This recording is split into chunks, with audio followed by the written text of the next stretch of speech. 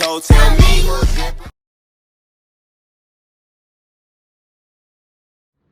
Welcome back, YouTube, to Slick Rick 1217, and we're going to be going over the Camaro build. I have done a few things to the Camaro. I've pulled the whole transmission and rear cross member out the car, just because the transmission had a problem in it. I didn't know what it was, but pulled it all apart and figured out what it was. There's some of the parts there. Had to pull the output shaft all the way out, which requires you to disassemble the whole 4L80 in order to do so. But this thing has got plenty of space. I will be redoing this shed and do a piece right there. I'm gonna get rid of this. I'm gonna probably take some more stuff out the dash. I want to get roll down windows for the car to lighten it up some, get rid of some of the door panel. But it's kind of going to be straight race car. I'm gonna get rid of the top cat that they had there, and just do a nice clean sheet of aluminum to it, and probably might relocate where they had the battery box. I don't know, might keep it right there. It don't hurt it, I really think, at all. But I'm gonna try to lighten it up a little bit more, as much as I really can in here. And that big seat's coming out of it. That is the goals and progress on it. But more to talk about the transmission. Well, this is the new transmission. I got it all disassembled, which that's the good 4L80. I pulled it out of the junkyard a couple weeks ago and teared it apart to see if it's good. But here is the 4L80 that came out of the car.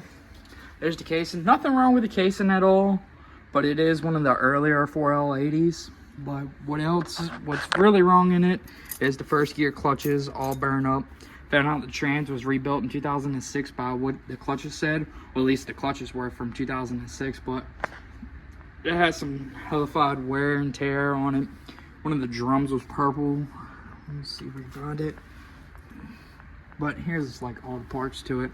But it's basically shot, so I'm gonna probably use this as a spare to rebuild and put like a trans brake in it and build it really nice. But for now, I went ahead and went to the junkyard, pulled a 4L80 out of a GMC work van, actually, which is crazy because I thought it was one of the earlier ones like that, but it wasn't. But it was a brand new one. It had to be very low miles on it because it wasn't behind a regular small block 350 in it, which it was the newer case, which you can tell by the mounting on the sides, and also where the coolant passages for it, for all your fluid, and it also shows it right here on the side. I power washed the case today, cleaned it out, and then air dried it. And I'm gonna order a kit here soon to go ahead and start piecing it back together.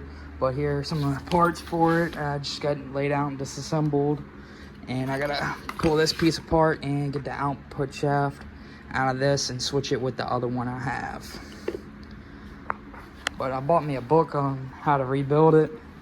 That way I know I'm doing it correctly, because this is the first, well, these are the first two 4L80s I've ever pulled apart. But only ever did a Turbo 350 before. And then eventually I'm gonna rebuild a Power Glide. I'm gonna show how to do that on the channel. But here's the book that I bought to show you how to do everything on it. So far it's been very good and knowledgeable, and then I've been watching a lot of YouTube as well. Very good, useful book.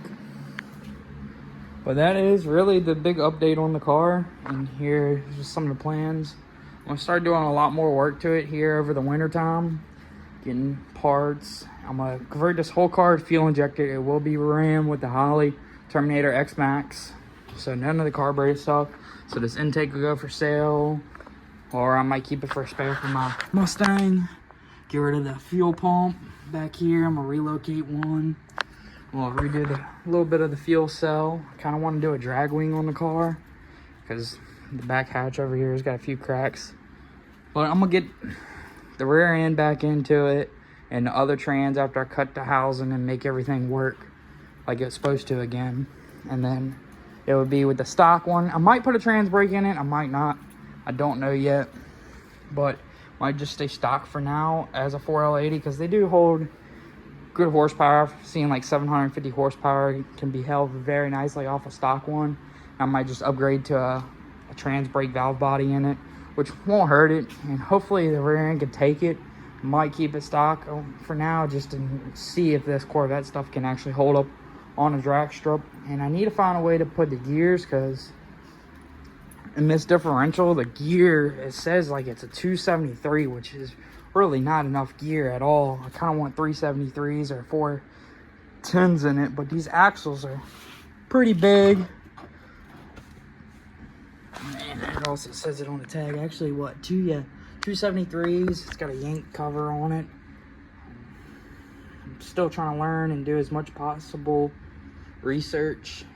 I've been doing a lot.